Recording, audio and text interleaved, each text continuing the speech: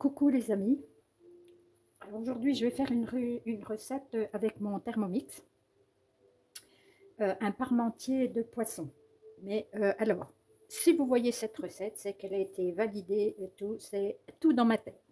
Alors je vais essayer de tout noter, ce que je fais, et puis je vous dirai tout ça après une bonne dégustation. C'est parti. Alors je viens d'éplucher une patate douce, des pommes de terre. Je vais peser, je vais faire la tare. En fait, je pèse, c'est pour vous donner des idées. Je vais essayer de noter tout. Donc, je coupe en petits morceaux la patate douce que j'ai mis dans le panier vapeur.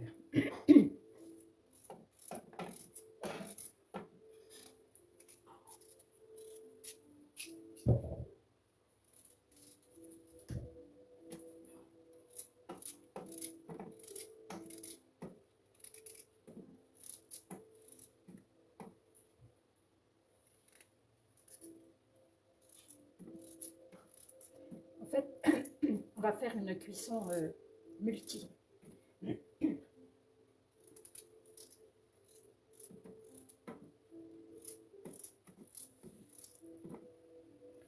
Alors là, il y a environ 300 g de patates douces et je vais compléter avec les pommes de terre.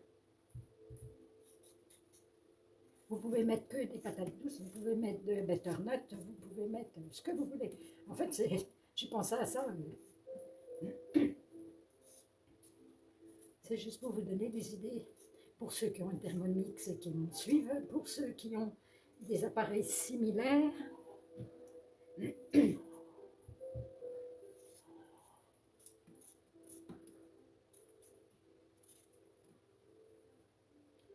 Alors, le but du jeu, je pense, moi, c'est de remplir complètement le panier. Toujours pas saquer ça, hein, avec ma grippe, enfin, la grippe, le Covid, tout ce qu'on veut. Alors, j'ai 700, donc j'ai 400 g pour remplir le panier, 400 g de pommes de terre et 300 g de patates douces. Donc là, je vais mettre, j'ai remis la balance, là, et je vais remettre, je vais mettre 500 g d'eau pour cuire le tout à la vapeur. Voilà. Donc je remets mon panier. C'est dans ce sens-là. C'est pas pour rattraper. Et je vais mettre le vin romain en place. Ah, Cathy.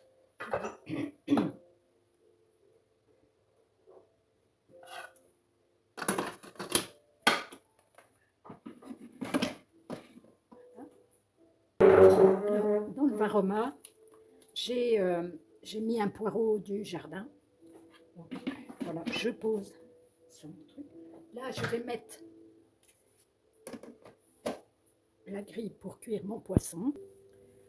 Alors, sur le plateau, je viens de mouiller une feuille froissée, froisser une feuille de papier. Hein?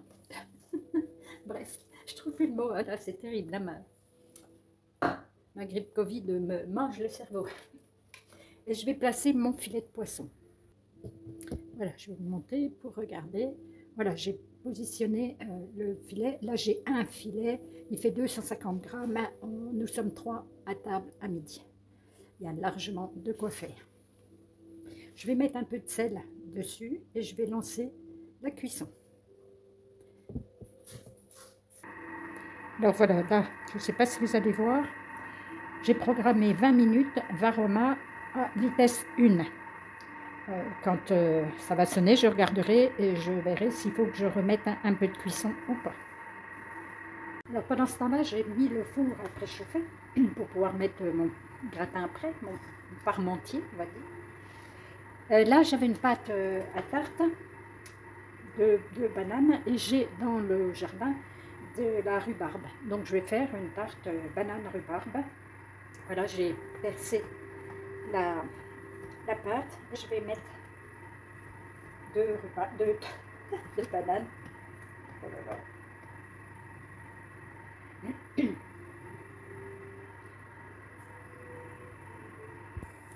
Voilà, j'ai disposé le fond de tarte avec des rondelles de banane et je vais mettre dessus de la rhubarbe, des côtes de rhubarbe.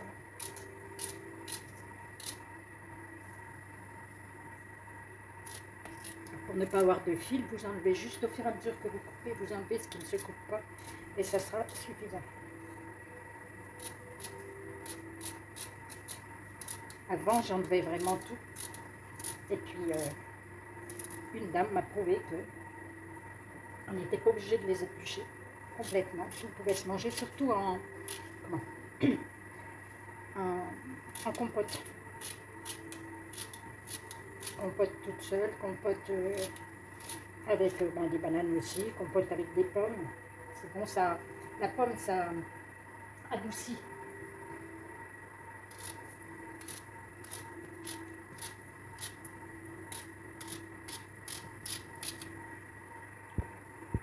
Voilà, j'ai recouvert de rhubarbe. Et là, évidemment, je vais prendre un œuf d'oie. Je vais faire le battu pour mettre dessus. Alors, je ne sais pas si vous voyez là, mais c'est son 44e. Là, elle m'en a encore fait 2 depuis. C'est exceptionnel, hein. Il faut dire qu'elle est gâtée. Elle a tout ce qu'il faut. Là, pour mon gros œuf, j'ai mis 6 cuillères à soupe de sucre. Parce que la rhubarbe, c'est acide. Il faut quand même un peu. Alors, je ne sais pas si vous voyez la couleur jaune. Je ne sais pas si ça rendra la caméra, mais c'est extrêmement jaune. Elle mange énormément d'herbe. Je vous l'avais déjà expliqué. Plus le jaune est jaune, plus les poules, c'est qu'elles mangent de l'herbe. Sauf pour les élevages où ils leur donnent du paprika, ou c'est juste pour colorer les œufs, faire croire qu'elles ont mangé de l'herbe. Voilà. Mais dans la nature, voilà, si elles ont ce qu'il faut, la couleur est orange. Là, j'ai mis environ un petit pot de 20 centilitres de crème. Ça, c'est quelque chose que je fais régulièrement. Pour ceux qui aiment, vous pouvez ajouter de la poudre d'amande, de la vanille. En fait, on peut faire tellement de choses avec une base. On peut changer complètement le goût. Même de la noix de coco. Hein. Vous pouvez ajouter de la noix de coco, ceux qui aiment. Ce que vous pouvez faire aussi à la sortie du four, c'est ajouter un petit sachet de sucre vanillé dessus. Allez, c'est parti, on envoie ça dans le four. Là, on va vérifier ensemble, au bout des 20 minutes, la cuisson. Essayez de ne pas se brûler. Oh, le poisson, déjà, ça va être impeccable. Le poisson, c'est super. Maintenant, attendez, je vous montre quand même. Là, c'est beau nacré, c'est impeccable.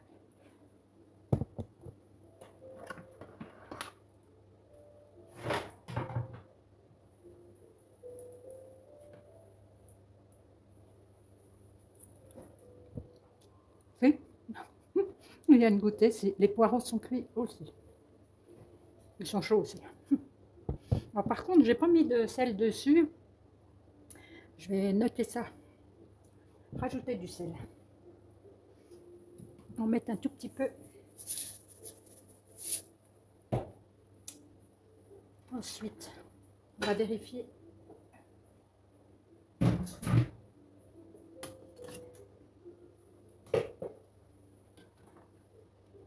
La cuisson des pommes de terre.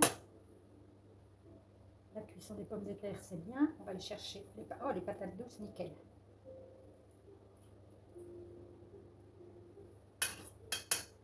J'ai presque envie. Qu'est-ce que je fais? Parce que j'ai des pommes de terre, moi, cette année, qui ne cuisent pas comme d'habitude. Oh non, ça va aller, elles se brisent. C'est bien. Bon, on va poursuivre. Pour le moment, c'est impeccable. On va y aller. Donc, je vais retirer le panier. Je vais vider l'eau. Ce que j'aurais pu faire aussi, j'ai pensé, c'est mettre une feuille de laurier, un petit peu de thym dans l'eau de cuisson pour donner aussi le petit goût. Voilà, vous savez qu'il y aura ça en plus à faire. Donc là, j'ai vidé mon gobelet. Je mets le fouet. Voilà.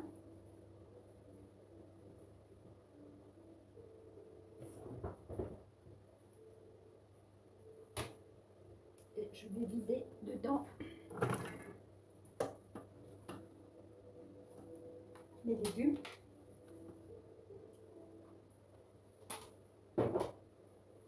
Alors, pour ceux qui me suivent, ils ont vu que j'ai fait une recette avec du lait de coco. Il me restait un peu, je l'ai conservé.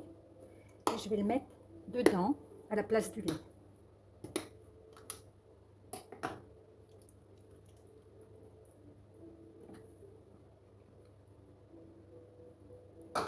Alors, je rappelle que cette recette-là, elle peut être faite avec le Thermomix, évidemment, mais avec ou sans, vous pouvez faire tout pareil avec une casserole. Là, je vais ajouter du sel, du poivre, et je vais mixer, mais pas trop longtemps. Je voudrais qu'il reste un petit peu de mâche. Alors, on va voir ce que ça donne. C'est assez. Un petit peu de chili pour relever. Voilà. Donc je vais déjà faire une première, un essai. Voilà. Je vais mixer, je vous dirai combien après. Allez, à 5.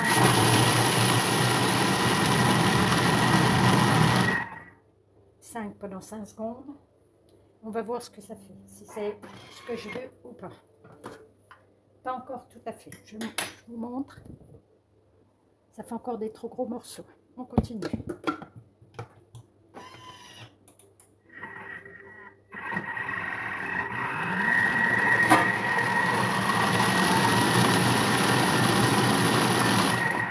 Voilà. Là, j'ai remis 5 secondes. Ouais, allez. Voilà. Il y a encore quelques petits morceaux. Il aurait peut-être fallu, pour avoir un peu plus de mâche, mettre que 3 secondes supplémentaires. Mais là, ça va aller déjà très très bien. Voilà.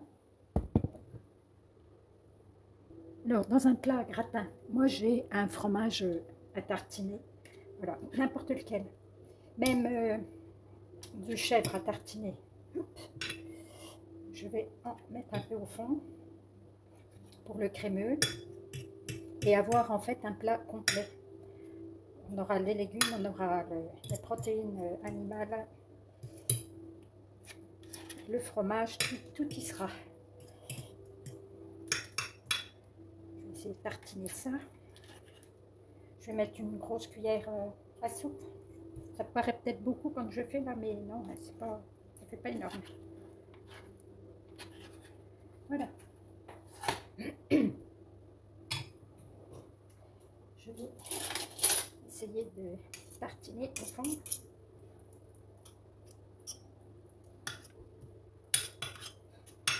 Alors ça sort tout droit de ma tête, hein. Donc ça c'est ce qui va remplacer la crème.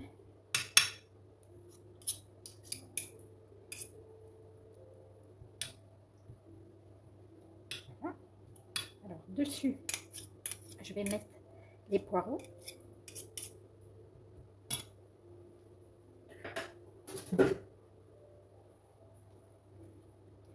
Avec les mains, pour bien les répartir.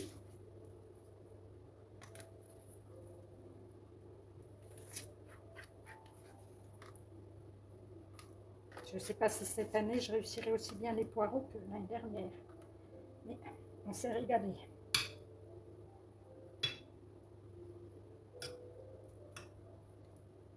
Voilà.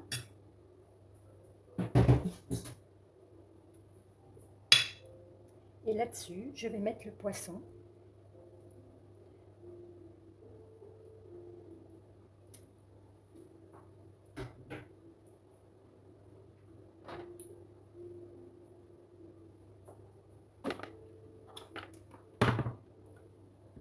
toujours avec les mains. Comme ça, s'il y a une arête, je vais la sentir de suite. Puis on nous a fait des mains, c'est pas pour rien. Il faut s'en servir. Le poisson est cuit comme il faut. Moi, c'est de la lingue hein, que j'ai là. Ça dépend de ce qu'a la petite poissonnière en fonction de mon budget.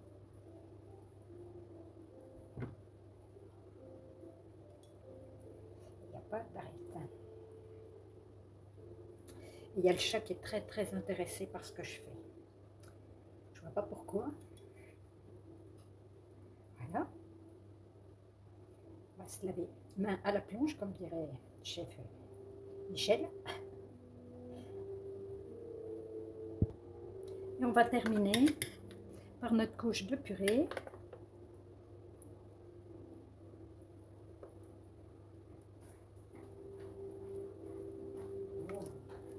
Bonjour mon chéri. Alors le testeur vient d'arriver. Il faut qu'il attende encore un petit peu pour que ça soit cuit. Après on validera ou pas.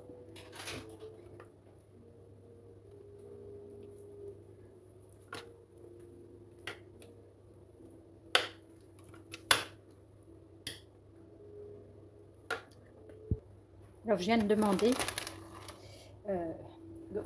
gruyère, enfin compter.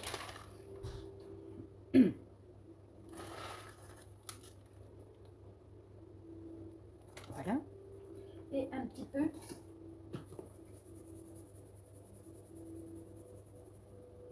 de chapelure que je fais hein, avec le Thermomix. Voilà. Je vais mettre un petit morceau de beurre. Voilà, le tout va partir au four et je vous dis ça, combien de temps, jusqu'à ce que tout soit bien fondu, bien gratiné. Comme tout est cuit, allez, je sais pas, 10 minutes, un quart d'heure. Là, j'ai mon four à 180 pour cuire la tarte. En général, quand je fais quelque chose au four, j'essaye toujours d'optimiser le four de manière à ne pas allumer que pour une chose. Et voilà, c'est parti, en double cuisson. Cuisson évidemment à chaleur tournante pour cuire le total sans que tout soit bien réparti. Et je vous dis, dans combien de temps? Eh ben, j'arrive pas à arrêter. Donc voilà, tiens, il bout encore. Moi là, je l'ai laissé un quart d'heure. Vous pouvez peut-être le mettre à 200 et puis le laisser 10 minutes. Mais là, tout est bien fondu, ça bout, ça veut dire que tout est chaud à cœur. Écoutez, on va déguster. Je vais essayer de vous mettre une photo de ce qu'il y a à l'intérieur. Et puis je vous dis à tout de suite. Là, je viens de sortir la tarte.